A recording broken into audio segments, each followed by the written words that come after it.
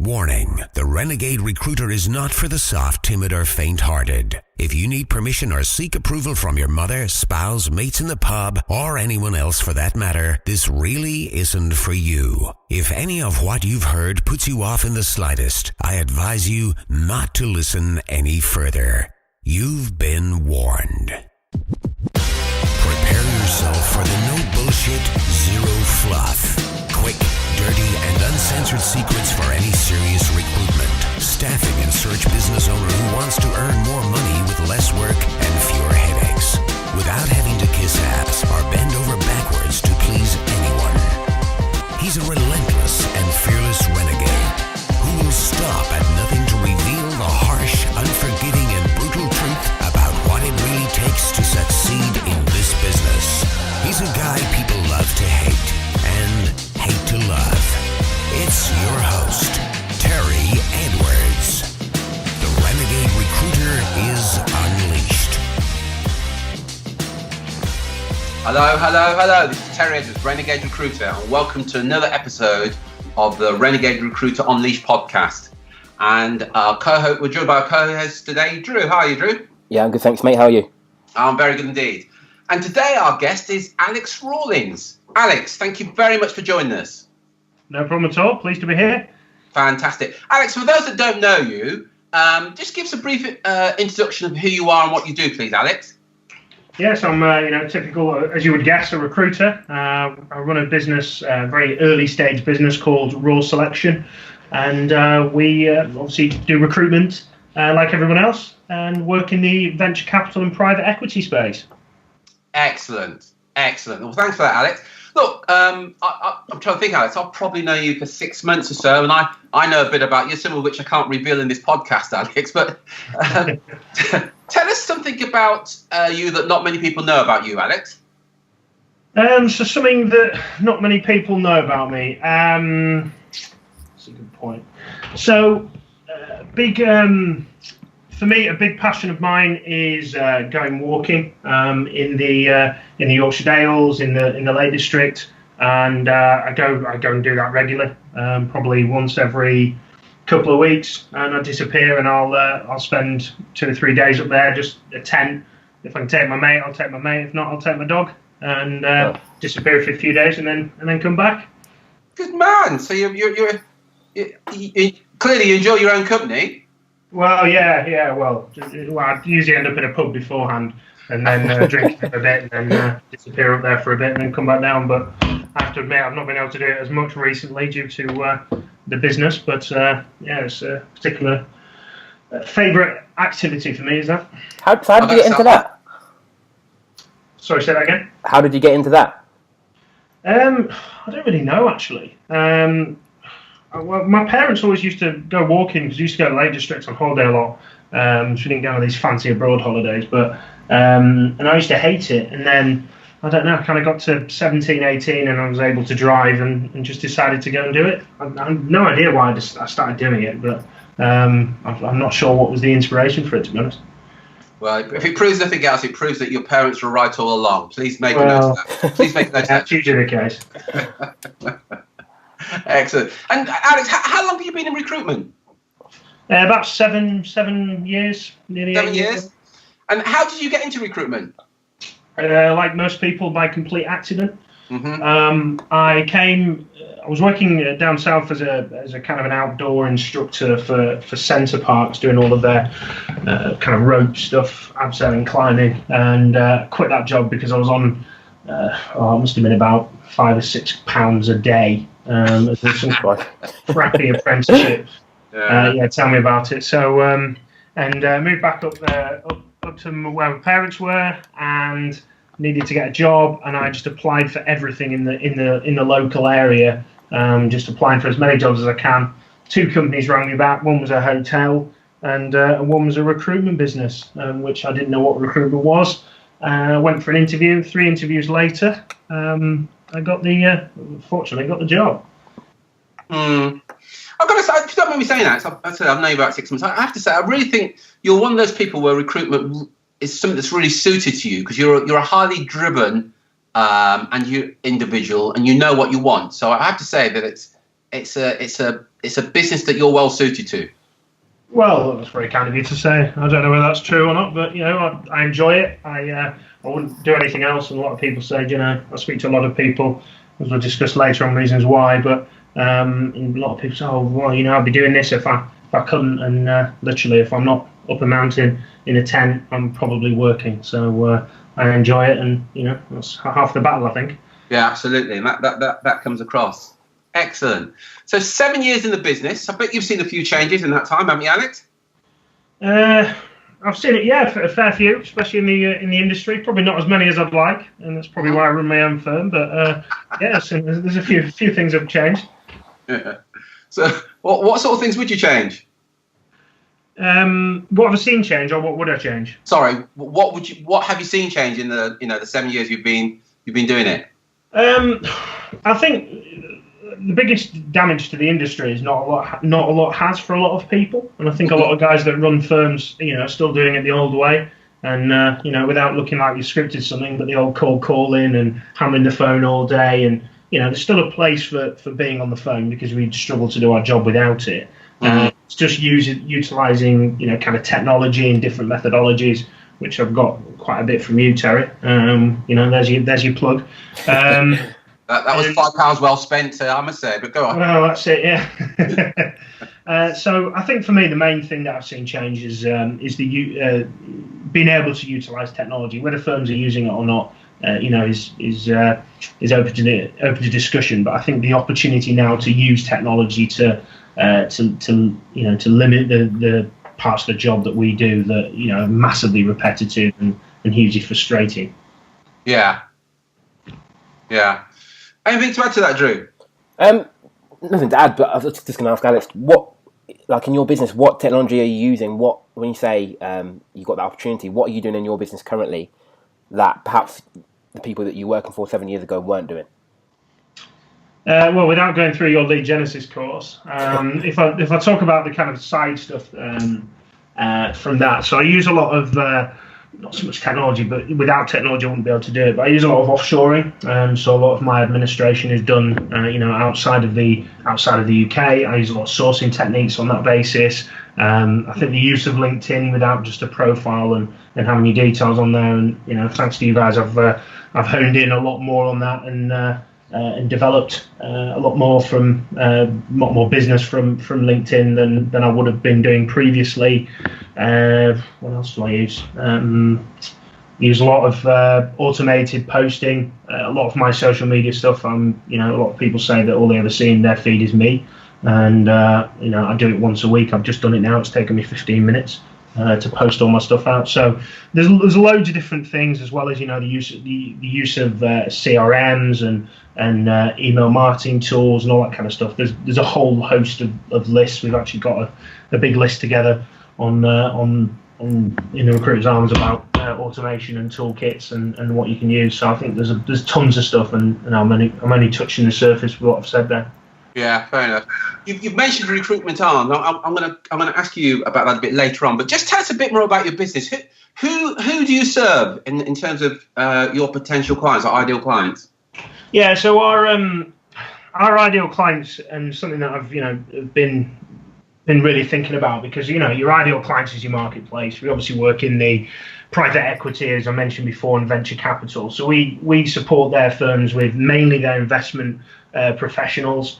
So the guys that basically buy other companies. So if you're not familiar with it, everyone knows Warren Buffett. On the side of his very small stock trading business, his main business is Berkshire Hathaway, and they buy and sell businesses, buy them, build them, and then sell them for what they call a multiple. So we target those businesses. We put in their investment professionals, but the major part for us is probably looking at their portfolio businesses, and when they look to make changes in their C-suite. That's really where my main experience is trying to find CEOs, CFOs, CTOs, and whatever else, COOs into their business, to try and identify the best possible talent, and working with firms that are fast-paced, committed on that basis. We work mostly on retained campaigns, and have the right type of attitude and can do it, because we try and certainly since meeting you, Terry, is trying to drive away the clients that just faff around and mess about and cancel orders and don't move fast enough. So it's those real firms that want to move with pace and are growing and looking to increase their business. Yeah, interesting. And you mentioned there that you work predominantly on retained. I mean, I know the answer to this, but it'd just be interesting for you to share with others why you do more so retained than contingency. I was introduced to retained work at my last business. I was fortunate to work with a few guys that could get my psychology over it, really, because I think the biggest issue is the psychology of the recruiter in asking for the business, because the contingency model is not really selling, is it, until you get an invoice. Yeah. So the reason why, I mean, I did it there, not quite to the extent that I do it now, but I think the main thing is I just can't waste my time. If I work on a job order, I've worked 2 job orders contingent, one I placed and the other one I didn't. And the annoyance and frustration that's come through from not placing that job and then finding an internal candidate and just completely wasting my time, especially when you're paying yourself or not, in the case may be, if you don't get paid, then it just pushes you into a retained campaign. It's just simple. Plus, it's better for the client as well. I know we talk a lot about what's great for us, but the main benefit to the client is they get the job filled and they get the best person for the job, because you do everything in your power to do it, rather than as a contingent search. A lot of guys just go on job boards and just have a little poke around and send an email to their system, if they've ever even thought of that, and move on. Awesome. Yeah. Awesome. I mean, 2 things I want to pick up on sort of what you said there. The second one was sort of the result it gets for the client, but I want to sort of take it back a step. And you said that one of what helped you was getting over the psychology of selling retained recruitment. Can you just tell us some of the things that, I guess some of the limiting beliefs that you had from sort of making that transition to working on contingency to going to retained? Yeah, I mean, the biggest barrier is you're very targeted in recruitment, and we talk about KPIs, and whether you like them or not, you need them, whoever you are. We talked, get more vacancies, just get some vacancies or get your candidates, and you kind of go through that process, and you kind of get instilled in you that if you turn down that business, because vacancies are so put on such a pedestal, and to get a vacancy on is amazing because you've won business, when unless it's retained you haven't won anything. So it's moving the client, moving the vacancy off the pedestal, and realizing the value that you add, and you're not just finding people. Okay, you're not just sending CVs. It's a lot more complex, and you add a lot more value. So a lot of it is just your self-belief in what you do, taking the client away from the pedestal, taking the vacancy off the pedestal, and working on jobs that you're going to work. Because I certainly know when I was in recruitment, I'd take a vacancy, I'd put it on the board, and I knew full well I was never going to work that job. It's probably in a different market, wrong space, wrong area, but I chucked it on the board. My manager gave me a pat on the back and I went home. So it's about changing that thought process of why you're here to do the job, what you're here to do, adding the value to the client and position it in your own mind on that basis. But then, as a recruiter, business owner, manager, whatever else, you can see that step of business coming in. So you get your upfront payment, you get your shortlist payment, and then you get your final payment, and you can see that in the business. You can make moves and make plays. It's closer to a contract business where you've got predictive revenue. Excellent. That's really interesting. You've made some really good points there. I think the other thing I'd add to, as well to what you said, Alex, is that the average contingency recruiter will fill between 20 to, at the very best, 40% of the job roles that they work on. By the way, if they're filling 40% of the job roles they're working on, they're doing exceptionally well. But even at 40%, it does mean that most of the time, 60, 70, 80% of the time they're working, they will never, ever get paid. Now, if I came along to you, Alex, and said, here's the deal, Alex, I want you to set up a business, but 80% of the time you're not going to get paid, I'd imagine you'd tell me where to go, wouldn't you? Oh, snap your hand off, Terry. No, absolutely not interested. Yeah, and it seems ridiculous, but that's reality for the majority of contingency recruiters. And you've said some really good points here. You talked about recruiters, what they tend to do is they put either the client, the job order, on a pedestal, and we've said this many times. Never put anybody on the pedestal, because the only choice they have then is to look down on you, which is so true. And then you then said about realizing the value you're adding. I think it's a really good point, because you touched on it at the beginning about the psychology. And I think for a lot of recruiters, part of that psychology is not appreciating the value they're adding to the clients. And they almost, because I put the client on the pedestal, they don't quite see, hey, we're equals in this, and we're adding value to this, rather than let me put you on the pedestal so you can mess me around. You've made some really good points there, Alex. Good. Excellent points. And Alex, just another point that you brought up previously, like you said that you think that working on retained it allows you to get better results for the client that you're working with. Again, in your own words, can you explain why you think that is? I mean, very, very. If you put it right back to basics, obviously the amount of time that's spent on a particular assignment, the amount of, it takes away the pressure of trying to chase fees. It takes away I need to get I just need to get on the phone. I need to get 3 vacancies, because if I get 3 vacancies a week, I'll place, 1, 2 every 3 weeks, every 2 weeks, or whatever from there. Yeah. So it means that there's a commitment, there's a relationship built with the client, that they're serious about it as much as you are, and you can actually focus on utilizing the right strategies. If the client pays you X amount up front, it means you've got money to play with, and right, this money's been paid to us, we can take a certain amount of this and invest it in X, Y, and Z, and put it into these processes and whatever else. So it just means that there's a lot more can be done with a retained campaign than there can with a fee on success, and you can invest a lot more. It all comes down to kind of time. There's a load of other stuff that you could go through, because I think time is a bit of a cop out. So it's not a great selling point to a client, but from an internal perspective, you've got that investment to be able to do as much as you can to identify the right person, and then a good shortlist that gives them a bit of a choice, rather than there's 3 candidates, 2 have never done the job and have no relevance. One of these guys we came across that's quite fluky, that he's moved around a lot, but he's probably all right. So you can do a proper search, and you can get the best possible candidates for the client.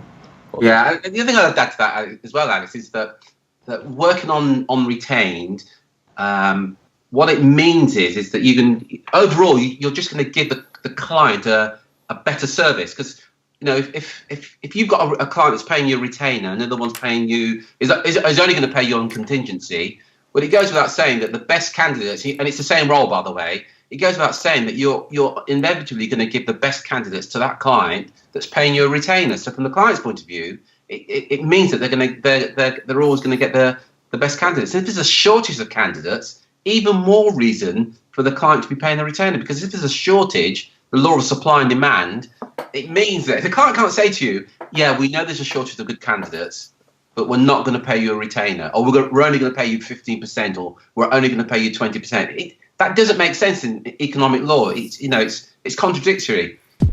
You're listening to the Renegade Recruiter Unleashed podcast. For show notes, additional resources, and podcast updates, head over to www.therenegaderecruiter.com. So completely agree with that, Terry. Yeah. So that there are so many benefits to the client, and of course to yourself as well, because what it means is that you work less than a contingency recruiter, but you earn substantially more. Why wouldn't you do that? Absolutely. So that's you and your business. Now, you mentioned sort of halfway through this is that you mentioned an organisation called Recruitment Arms. Can you tell us a bit about that, please, Alex? Yeah, absolutely. So basically, we've got which is www.therecruitersarms.com. We've created a networking group. There's a few of us who've kind of driving this. There's a guy called James Vickery, a gentleman by the name of Tim Chataway, and also Mark Hopkins, all in recruitment. Tim's an internal recruiter for a very large organisation. Mark runs his own business, and James works as a recruiter as well. So we're all in the industry, obviously in various different facets, and we've basically created a bit of a networking platform and a bit of a knowledge sharing platform for the recruitment industry. Excellent. And so it's both the in-house recruiter and the external recruiters it's for. Is that correct? Yeah, so we've got trainers in there, and we've got internal guys or internal recruiters, guys and that's not just guys that have been agency. We've got people who work for actual firms as well, as opposed to an RPO model or something like that. It's we've got people that work within companies that come within the group. We've got trainers, got loads of trainers in there, so recruitment trainers, marketing people, owners, trainees, right up to business owners. So it's it's a real mix. And what's the word? Motivated you to create the Recruiter's Arms? Well, I can't actually claim the creation. I jumped in actually, having seen what those guys were trying to do. It was mainly Tim and Mark that kind of started things off. They met up in London, had a bit of a discussion, kind of shared a bit of frustrations with regards to what was happening in the industry. I think if you look at the recruitment industry as a whole, it's very it attracts very competitive people, and therefore the knowledge sharing part is very limited. There's a lot of chastising about other businesses, other recruiters, and it's kind of that fear of talking to someone in a competing or perceived competing business on the basis they will nick your clients or something they'll get the edge. But I think some of the main frustrations that it was kind of borne out for those guys, and that we still continue today. One of the main things is recruiters paying for rewards. Is one of the biggest frustrations that we have. Yeah, can you repeat that, please? You broke it then. Could you repeat that? Sorry, recruiters paying. So recruitment businesses paying for awards. So if you look at any of the, the Great Recruiter Awards, the recruiters, I can't remember the names of the particular award ceremonies, but there's plenty that go on. I think there's about 3 or 4 main ones now. In order to win, you must pay to enter, and then in order to enter, you must pay, and then in order to win, you must buy seats at their award ceremony. Otherwise, having looked at those 3. If you haven't got a seat, you don't win. That's right. Which really annoyed us, because people are winning awards. I won't mention names, obviously. I'm sure they've got it for a reason. But if you look at the social media awards and the companies that have won it, it's just ridiculous. Essentially, is it whoever pays the most money wins? Is that how it works?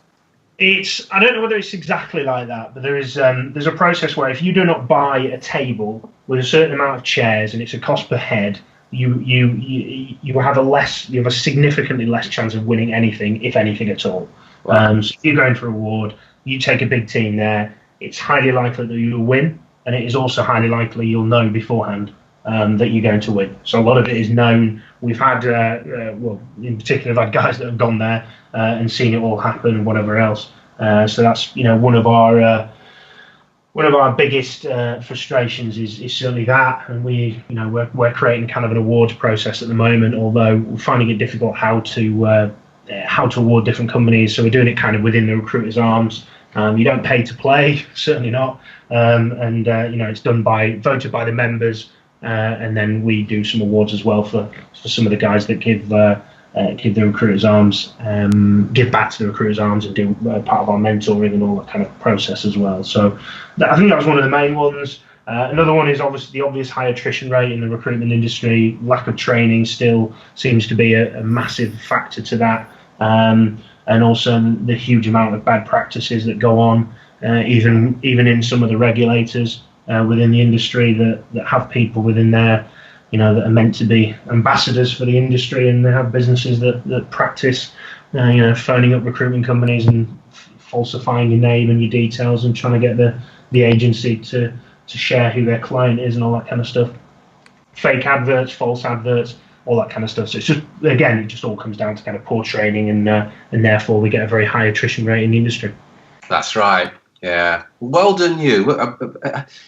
In defence of the awards, because it's not unique to recruitment, it goes on in it's every industry everywhere. Yeah. But some things are there, the lack of training, the bad practices, and there's that story, isn't there? A recruitment manager says to the managing director, "We need to invest in training of our consultants." And the managing director says, "Yeah, but what if we do invest and they leave us?"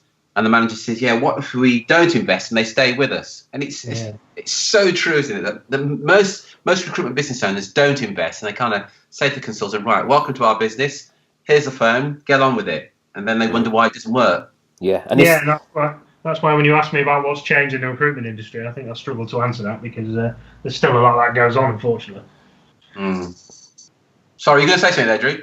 Yeah, I was going to say it's scary when you speak to recruitment and search firm owners. Like the two biggest headaches they have, one is like winning new business, but the other one is finding the right people. It's like it's one of the big reasons that they're unable to scale, and yeah, it comes down to the right training. A lot of it. Yeah, and the investment in the people. Yeah. So, as a member of the Recruiters Arms, as a member, what do members get? Well, for a kick-off, it's free. We will position that it won't always be free because we can't scale and add the amount of value. But it is currently everything that's on that. Sign up to see all the webinars, to do all the kind of stuff. But so the main benefit at the moment is that it's free. So we've got loads of different areas within it. We did launch about 3-4 months ago a mentoring and coaching program, which will be relaunched in January, which will be a full online talk about automation. You'll be able to search for different recruitment trainers, different recruitment business owners, to managers, to high billers, whatever it is that the issue that you're having, and then you can go on a coaching mentoring program with those guys. We've had loads and loads of success on that. We've had one of our main achievers has been, we've had a guy who's just sold his business for about 1.5 million. Hope you won't mind me sharing that, but if not, well, you'll have to cut it out.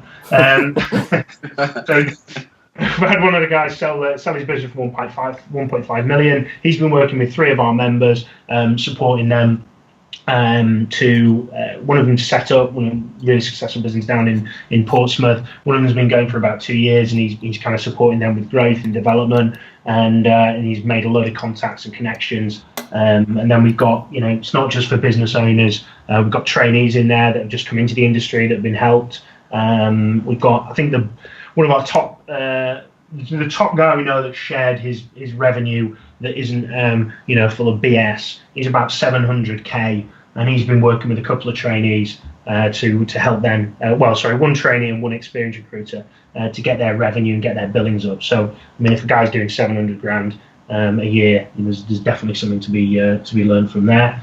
So, as I said, that's going to get relaunched in January as an online platform. We've got X-Ray searching tool, which means for everyone who's a bit tight and doesn't want to pay for LinkedIn, you can look and search the whole of LinkedIn, the whole of GitHub. We've got loads and loads of different platforms that you can search on. If you really wanted to, you could search on Twitter, which I believe is good for IT guys, but there's loads of different platforms. I think it's about 16 websites, and you can see into them, and you can look, you can see everybody in LinkedIn without having to pay for it. And you use our search tool. There is a massive algorithm that has to go on Google, so that automatically creates it for you, and you can just do it via basic search. We do webinars at least once a week. There'll be different webinars. There's Q&A sessions. There's stuff on retainers. They all get recorded. They're all on the website. Loads of guides on there. We've got an advertisement for jobs for recruiters. So if you're looking for internal, external recruiters, trainers, you can stick your job up there and hope that somebody applies for it. And one of the main things, if you're not interested in any of that, there's the Recruiters Toolkit, which, as we talked at the start about technology, that has just a massive list of loads of different, how to find emails, how to find mobile numbers online, and loads of different tools and Chrome plugins and all that kind of stuff. So if none of that interests you, don't join us, because that's what we're all about. That's pretty impressive. And don't be saying, Alex, you're giving a lot away for free, and I would recommend that you look at that, actually, because nobody values anything if it's free. That's 100%. And one of my sayings actually is, especially with contingency, is everything that's free is shit. So yeah, we are. Apart from this podcast, by the way. At the moment. Good point. We just brought a developer on board, and that's James. He's a recruiter and also a back-end website developer, so he's building everything out for us at the moment. So if we tried to charge, we couldn't right now anyway. But eventually we will. Yeah.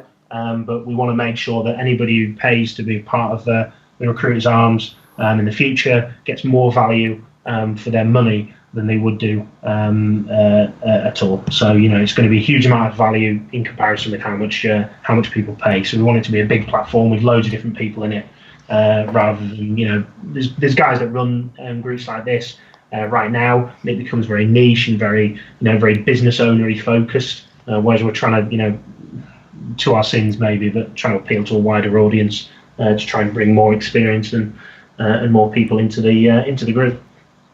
Okay. Sorry, what's the website again, Alex? It's www.therecruitersarms.com.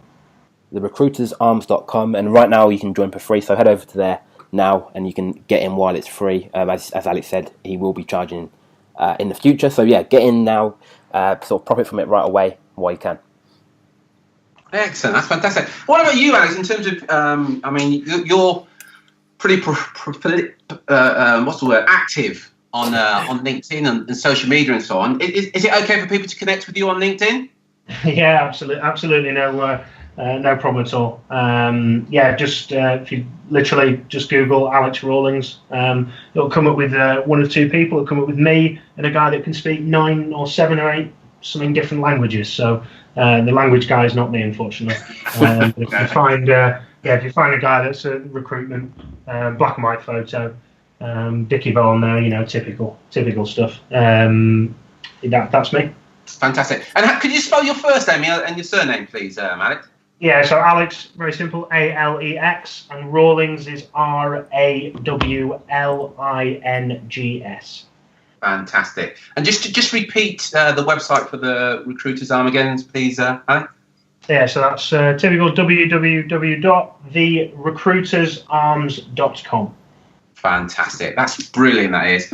Alex, I'm sorry, before I just wrap up, I just want to check in with you. Anything else you want to ask, Drew? Yeah, I just wanted to sort of go back to your business. What's been the best strategy that you've used so far in your business that's got you the best results? Best strategy so far that's got me the best results. That's a great question. I mean, having just been on your Lead Genesis course, I've always been a big advocate of kind of email marketing and then following that through. There's probably two things without being able to nail it down. So using email marketing. So the main thing that I do, email marketing working candidates like a project. So I'll get a candidate, I'll email them out to potential clients and work with that candidate to try and find them opportunities rather than just kind of waiting for a vacancy to come across. So I'll draft up a list of companies for that potential candidate. I'll approach what's managing partner, which would be an owner in other people's terms, and I'll say, look, I've got this profile. Yeah, it works for a portfolio of businesses and leads them as a CEO, or it's an investment profile, and then I'll approach them. I'll try and call them if I can, but it's difficult to call owners of pretty large PE firms, and going about it that way. And I suppose the other one is, the use of LinkedIn. From I know you guys shared with me a pretty good strategy, which, as anybody you think, Christ, is this going to work? I've played about with LinkedIn a little bit, probably more than most, but and then using that strategy to win me a retainer.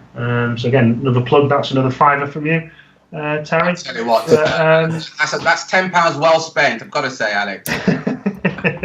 But yeah, utilising that. So I'd say, working candidates like a project, and doing an actual service for those guys, and the use of LinkedIn. I won't go into the whole strategies of what I do because we'll be here all day. But and plus, it's a lot of your gear. But those would be the two that are the most successful ways of generating business for me. And the technique, well, I don't mind saying it's called the 10 before 10. How long have you been doing that, Alex?